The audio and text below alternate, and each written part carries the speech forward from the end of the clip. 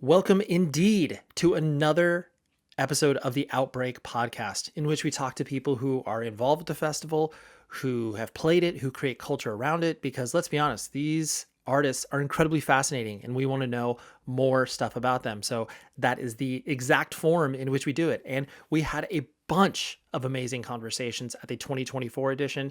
If this is your first time here, dive back in the archives. You can listen or you can watch on YouTube, whatever suits your fancy. That is what we were doing.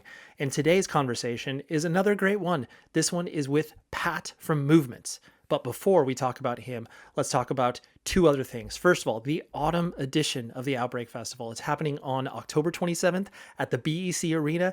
We have The Story So Far, Citizen, Angel Dust, Speed, Fucked Up, Fleshwater, End It, just recently announced Pest Control, Narrowhead, and there's even more bands. So go to the Outbreak website and you'll be able to duck in, get tickets. We're talking like 2 weeks out. I unfortunately am sad because I am not going to be able to make it, but I know the festival is going to be absolutely incredible. So it's one day only. You just dip in, out, watch all of these incredible bands, and then boom, you're right back into your normal life, which, you know, for some of us is maybe not that exciting, but regardless, the festival is. And I also have to give a huge shout out to our sponsor this season, Squarespace. Use the promo code OUTBREAK for 10% off of your first website or domain. They're an incredible company and they've supported this podcast. So huge shout out to them for making this happen. And you can also email us podcast@outbreak-fest.co.uk for any sort of feedback or questions you may have. And we can't wait to bring you more of these conversations. So every 2 weeks, pay attention, subscribe, follow, whatever it is you do to interact with this thing, and then share it with your friends. Share it on social media. Tag us if you feel like it. We love to see that feedback. So like I said, Pat from Movements, they played the festival in 2024. It was awesome to watch them from afar. I was able to peek my head out a second story window in between interviews that I was doing and hear them from, 400 feet away or so, and they sounded absolutely incredible. I was like, wow, this is so cool. And they've only gotten, they jumped up a new level of popularity after their last release, Ruckus, and I think the future is bright for the band. Let's just put it that way. But Pat, it was incredibly generous with his time, and we had a lot of fun. So here is the discussion with Pat from Movements. Toss and turn in this concrete bed, and in the morning I'll try again. Pray for something to ease my dread. End up with trembling limbs instead, and this feels endless, as if there's not a solace in the world that could mend this. Everything will repeat in the end. It's not a matter of if, it's when. This has happened before, it'll happen again. It comes in waves and I pull below. It's not subjective, it's clinical. Drown myself in the undertow of all my imbalanced chemicals. What's up? My name is Pat. I sing for the band Movements. Sure, bro. Even you asking the question of do I need to say this stuff? Yeah. You know what's up? I've been through my PR training. Did you actually do media training? Yes. I did that as well. Yeah. And the problem that I had was that as you know me, I'm not quick. It'll take me a while to arrive to my point. Sure. And so they were like, Ray, maybe you're not meant for television interviews because you need to do it in 30 seconds. Yeah. And I was like, oh, but what was your media training like? It was maybe less formal than typical media training. It was the first time that we ever got a PR person as, someone who was representing our band and getting us kind of publicity stuff. I mean, it would have been the first record cycle, when Right. Feel Something came out. None of us had ever done interviews before. So it was even little things, talking about your posture or how to make sure that you're maintaining your body language to make sure that the person that you're talking to feels like you're engaged in what they're saying. Little things like that, how to answer certain questions, things to avoid, that sort of stuff. Yeah. I have a problem where I ramble, and I will give very long-winded answers to things, which sometimes people enjoy. As a journalist, I would understand why that would be helpful because you have more to choose from. But when it comes to maybe interviews that are meant to be a little bit quicker paced, I have to force myself to kind of give shorter, quicker answers. You know what I mean? You're like, So- well, I'm done now. But in my head, I'm like, I'm only 10% there. I've got so much to say, you know? Yeah, that's really what it is. Well, that's you. All you've done is graduate into the podcast era where it's like, Yeah. oh, dude, we got an hour, bro. Dude, we got hour plus. Yeah. Yeah, you want a 7-hour show? Let's go. Let's Bats. go. Yeah. Let's go. Well, the movements of it all in regards to just the fact that it's like the band exists in this such an interesting spot where it's like, obviously you can play a hardcore festival, you can tour with pop-up bands, you can tour with pop band, like you can do everything that I know you personally are into. And so does it feel, and I know the answer is like, yes, it feels gratifying, but like, does it feel cool to just basically be like, we can kind of do whatever we want because we make sense in all of these places? Yeah, no, I mean, it's so liberating to be able to kind of ride the line between all of those worlds, right? And I think it's a pretty uncommon thing for a band to be able to do that and do it well. I think that it obviously stems from the fact that, like, one, we grew up in this scene, you know, we grew up being hardcore kids and going to hardcore shows every weekend and, you know, kind of were influenced with early movements stuff, like being part of that kind of hardcore adjacent side of things, the balancing composures, the title fights, the citizens, that, you know, anything in that realm of stuff, like that was like, those were like our heroes, you know what I mean? And so it was like, we took that, but then we had like the support of the hardcore scene. And then as we've continued to grow and expand in our music, we've started to push the boundaries of what we make sonically. And that comes from our love of pop music and from more radio rock type stuff, you know, like we all come from really different backgrounds, but we all have such a wide variety of things that we listen to, that being able to bring all of those influences into one and kind of create a band that can be everything all at the same time is really interesting and really fun.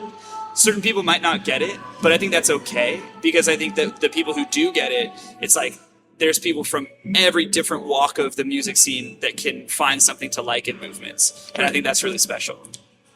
And to that point too, the fact that obviously, I mean, as we both were growing up, like you needed to identify as a punk or a hardcore kid. And like, yes, you could listen to music that is, you know, either adjacent to it or closely resembling it. But now we live in an era where it's just like, you know, this same festival can have Action Bronson and then American football. Yeah, so like, crazy. Right. And I mean, granted, it shows the UK's diversity of listenership, but like that's where movements, like especially from the state side, where it's like you can be this weird, like you are at home everywhere. Yeah. But not like completely at home. Like there's always an element of you where it's just kind of like, oh, we're stretching the little bit of the crowd with this or whatever. Yeah, definitely. I think that movements is a little bit of an anomaly in that sense, you know? And I think that we honestly would have fit on any of the days of this festival.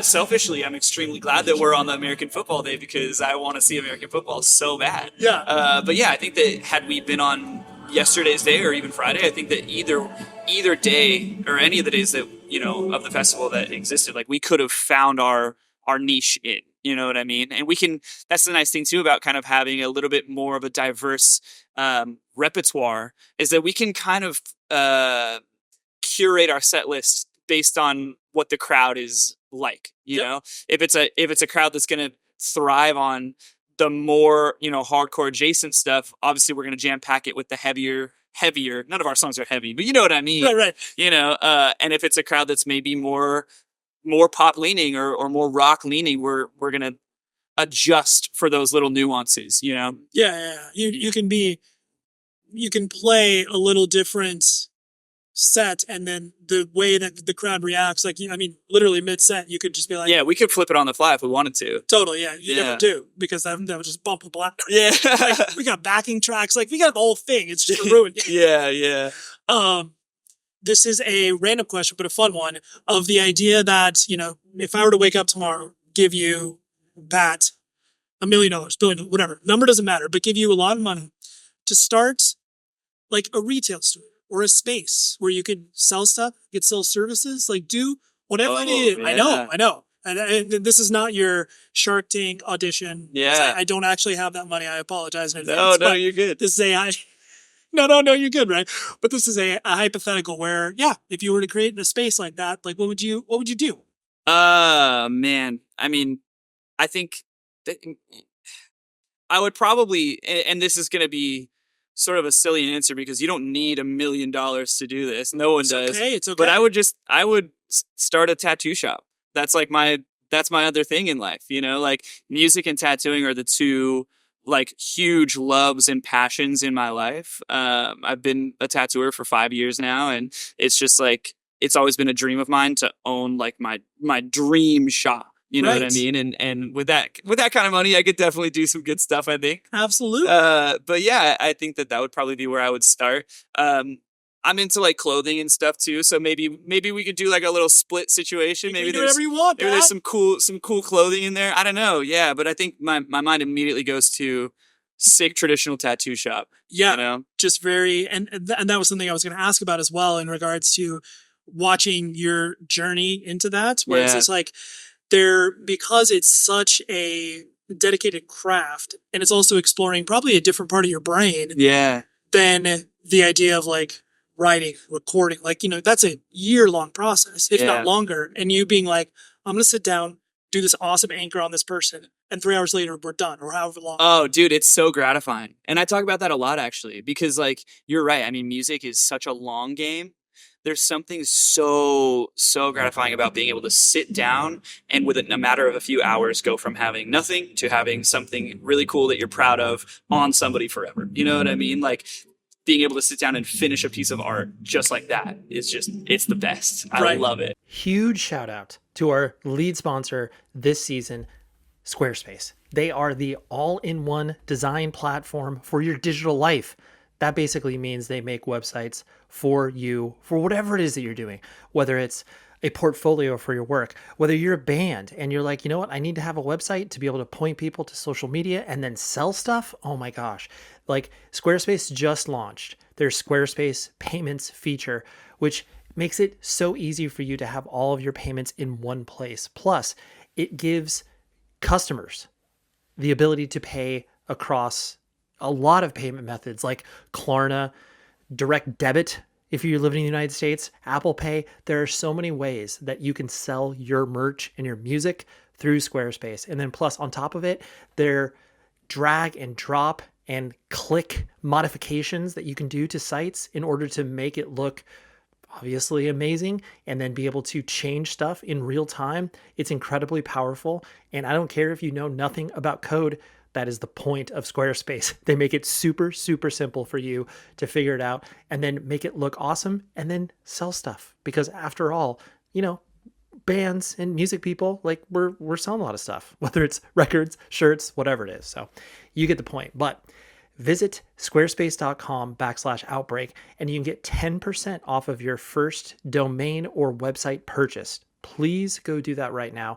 And then trust me in saying that your digital life will not only look better, but it will function much better than what you had previous.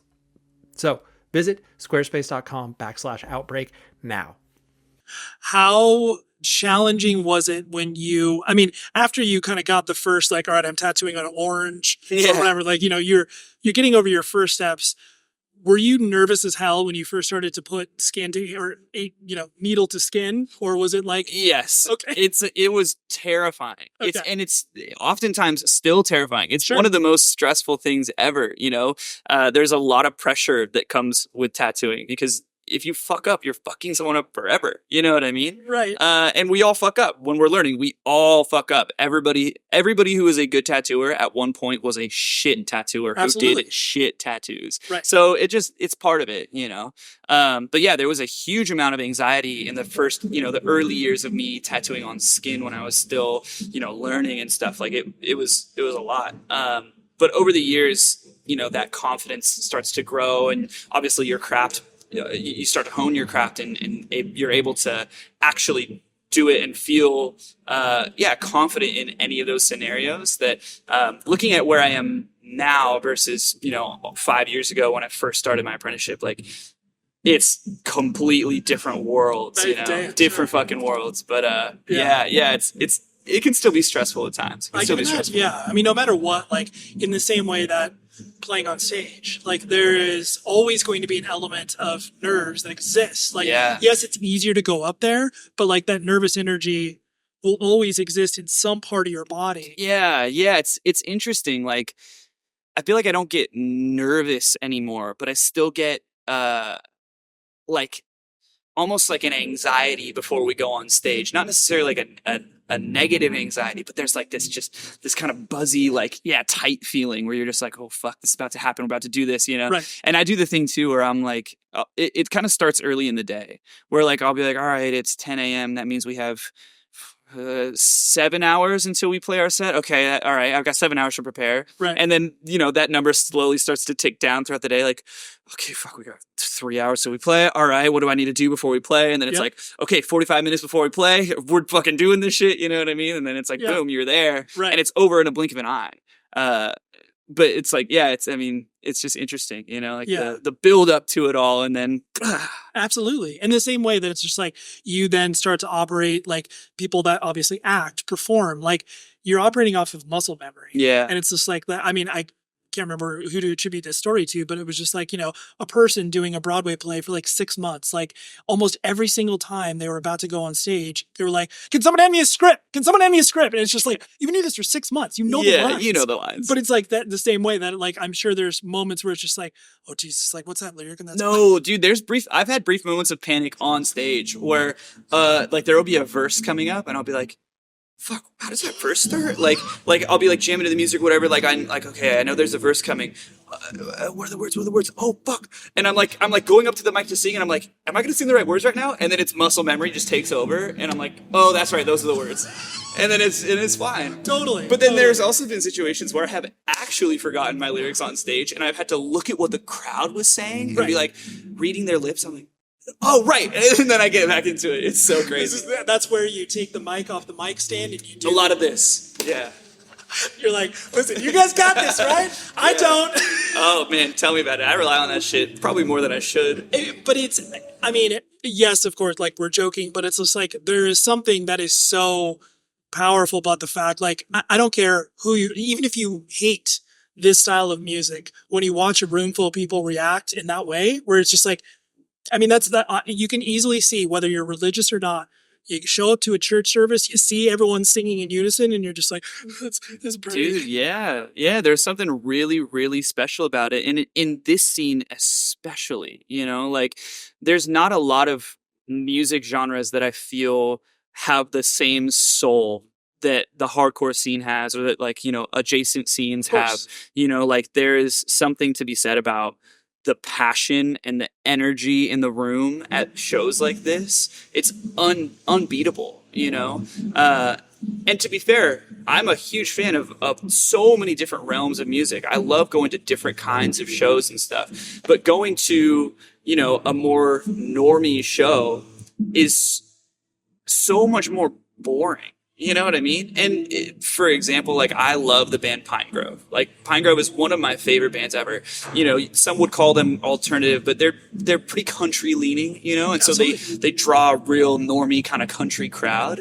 And every time that I've seen them, I've been absolutely blown away by their musical ability and how they sound. They're one of the best sounding live bands I've ever seen.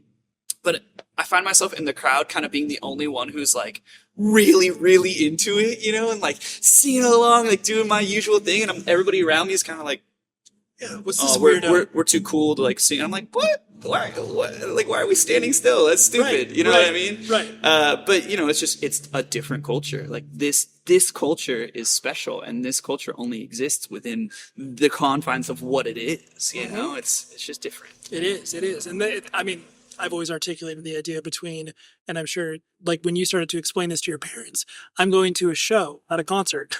Yeah. Those are two completely different things. Oh, yeah. Even if a show is a large show like this is, this is a festival, but you can argue that there's obviously still a show element to it. Oh, yeah. But it's like a concert, like that's a whole different ballgame. And you are going to have like maybe similar interactions in regards to like, you'll sing along, you do that stuff, but you're like, I know the code of conduct here. Yeah. And it's not, jumping on people's ass. Dude, I think the only reason why my parents were okay with me going to my first hardcore shows is because there was a church that held hardcore shows, like in Rancho Santa Margarita. That's like where our hometown is. Yep. It was called The Gate, and they used to hold hardcore shows there every weekend, right? And when I was first getting into the scene, I'd only ever been to like more kind of like pop punk leaning shows, like nothing heavy at that point, but I was starting to get really into heavy music. My parents were always a little skeptical. And so I told them this, the first time that I went to a heavy show, I told them, I was like, Mom, like it's at a church. Like it's just like a small concert at a church. Like everybody's it's going to be completely chill. You know what I mean? And my mom was like, oh, okay. I mean, sounds right. It's at a church. Like how, and whatever. And yeah. And then it was not a show. The church got fucking destroyed. It was awesome. Yeah, it's just one of those things where it's like when you feel like there is some like way into your parents where it's like you'll understand that if it's in this context. Yeah. It's like, yeah, of course, it's safe. It's safe. It's at a church. I'm going to see impending doom at the church, exactly. and it's fine. And they'd be like, what's the name of it? Don't worry about it. Don't worry about it. It's a biblical reference. It's fine. Just let it be. A biblical reference. That's awesome. Yeah. This show is sponsored by Betterhelp. Let's be honest. There's a lot of things that scare us, whether it's, phobias. And it's that time of the year, it's spooky season.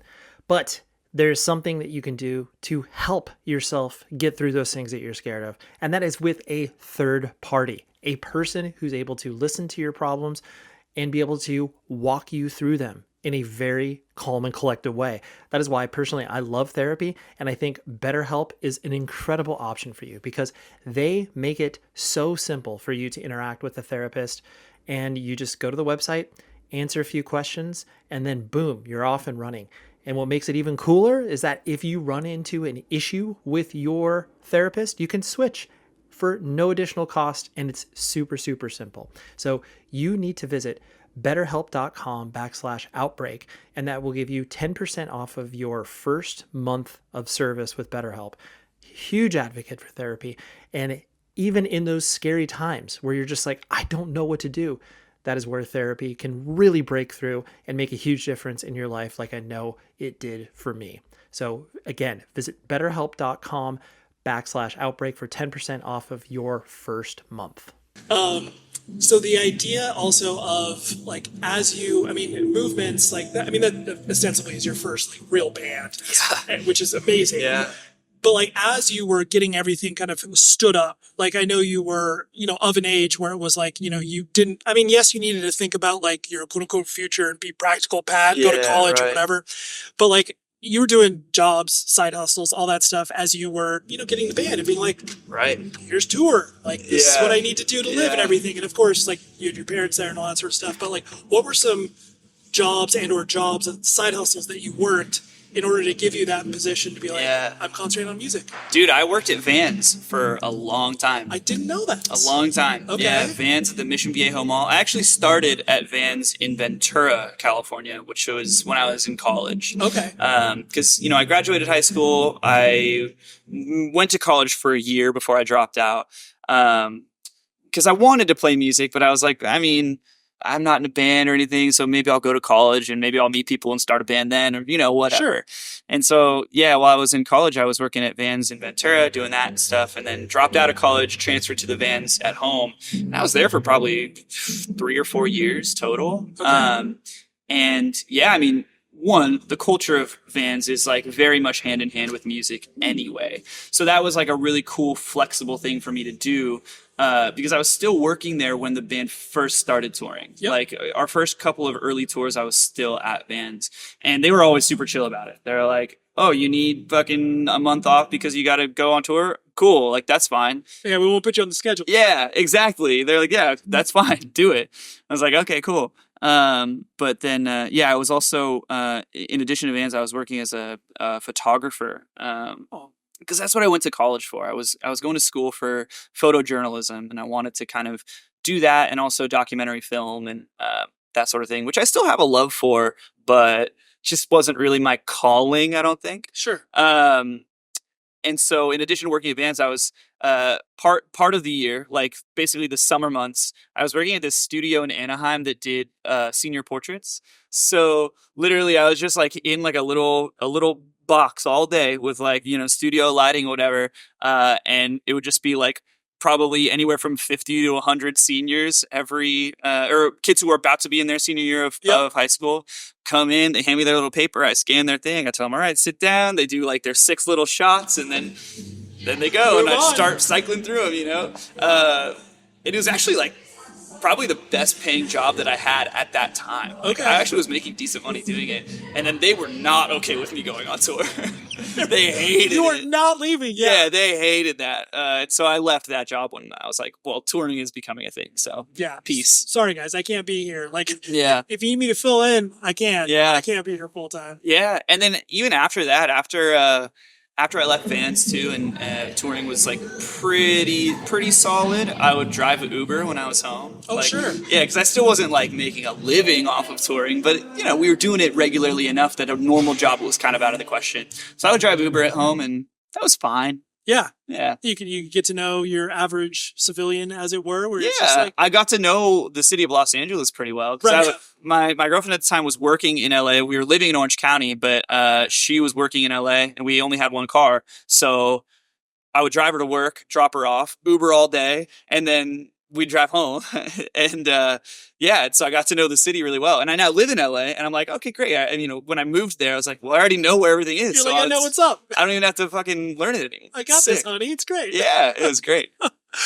The last thing I want to hit on was the fact that, like, now that, you know, the band exists in this space where it's like you've put out multiple records and, like, you know, you are a quantifiable commodity. Like, yes, there is still growth ahead of the band. Yeah. Like, you know, but there's always that notion of like, well, what if people hate this record? And like, I Right. know that that's in every artist's head. Like, every new thing they do is like, cool, this is the bottom's going to jump out. Yeah. Everybody hates my band or whatever.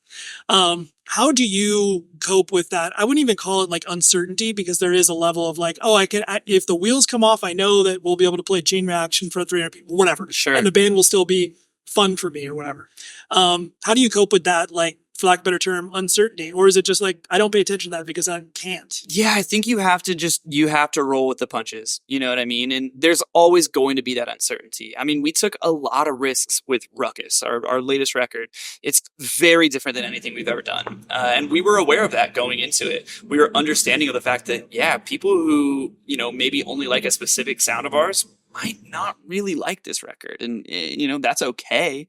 We would hope that, like, you know, our core fan base would grow with us and appreciate the things that we are doing, because at the end of the day, like, no one is telling us that we need to make music to be a certain way. You know, we're writing the music that we want to write, and the stuff that makes us happy, and the stuff that we're like stoked about, you know. I think it came to a point where we decided, like, you know, at what point do you stop pandering to other people when it comes to like what your music sounds like, you know? At what point do we throw the notions of what Movements needs to sound like, or what Movements sounds like right now? You know, at what point do we throw that out the window and just say, we decide what Movements sounds like, you know? And I think that's what we did with Ruckus, is we said, fuck it. Who cares what anything used to sound like? This is what Movements sounds like now, and Movements still sounds like what it used to sound like when it sounded like that. You know, there's eras of this band that you can, you know, we're always still going to stay true to while continuing to grow. And that anxiety was definitely there, but also I think that it's been really eye-opening to see how much these new songs have really hit, and how much people have enjoyed them. I'd say for the most part, it's been overwhelmingly positive. You know, we've seen such a cool reaction, so much growth from this record that it's encouraging. You know, it makes us want to continue to push those boundaries and continue to grow. Yeah, I mean, again, we'll always stay true to our roots. We're always going to have at the core, you know, of what we do, Movements will always be Movements. But I think that the definition of what that is can just change and evolve over the years, and that's okay. Yeah, of course, because you're an adult now. Yeah. It's like you're not a, you know, 18, 19-year-old child writing music, and that's fine. Like, that's what, you know, I mean, there's always going to be those people that are just like, oh, dude, the demo's the best. Like, whatever. Like, there's always going to be that. But then you do, just like you have to grow up as a person, you have to grow up musically as well. Yeah. And just confining bands to this irrational expectation that they're going to be preserved in amber, like, that's not fair. Totally. Yeah. You can't expect your favorite band to stay the same forever. That'd be so fucking boring. Totally. And it's like, there are certain bands where it's just like, I mean, everybody always references, you know, AC/DC or Hatebreed or whatever. And it's just like, there are certain bands that do that, and they do that well, and they excel at it. Yeah.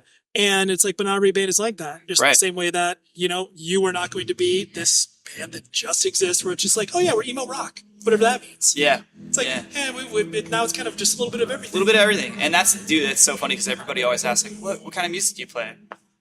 Yeah. It's so hard to answer that question, you know? Yeah, but guitar stuff. it's just, it's rock, you know? At the end of the day, it's rock. Totally. You just show them your hand tattoo and they're like, oh, okay. This is what I sound like. We just rock. Yeah.